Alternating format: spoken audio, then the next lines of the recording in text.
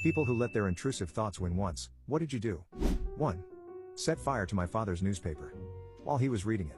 I was about 5 years old, so that was nearly 80 years ago, and a 40-page broadsheet in those days was a substantial fuel load. 2. I peed in a coffee mug and microwaved it for 3 minutes, then ran it under cold water, which caused the mug to shatter and shoot boiling pee everywhere.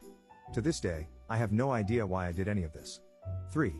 I put my foot in front of the girl I liked during English class. She stumbled on it and hated me forever. 4.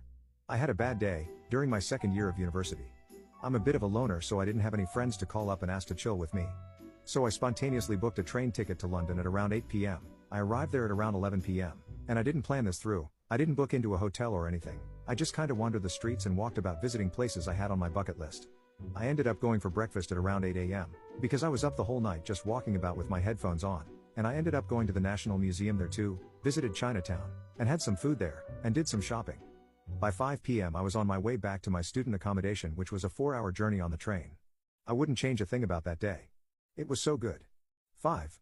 Not my intrusive thought, but when I was a kid, my friend and I were sitting in a sauna when he said, "What would happen if I pee on the hot rocks?" And it turns out it just makes the entire complex smell like burnt pee and permanently bans you from the pool. 6. I threw a slice of American cheese on the roof of my parents' garage in the middle of summer. It sat up there for weeks. Turns out Kraft singles will badly degrade an asphalt shingle. 7. I drank a mixture of fruit juice, instant noodles, powder sauce, hot water, and I think soy sauce. This caused me to vomit like crazy the following night. I couldn't smell chicken-flavored noodles for years after that without gagging. 8. I licked the back wall of an empty fridge, got my tongue stuck, panicked, and then pulled my head back and ripped off the tip of my tongue. My grandfather gave me a cup of warm salt water to soak it in. 9. When young, I filled the cleaner's orange window cleaner with Fanta. The cleaners then went around my uncle's house spraying Fanta on the windows instead of cleaning them.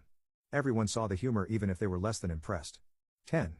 My parents had a blender I'd use every day to make a smoothie, and it always slowed down with ice. I was annoyed at it not being powerful enough to just smash it.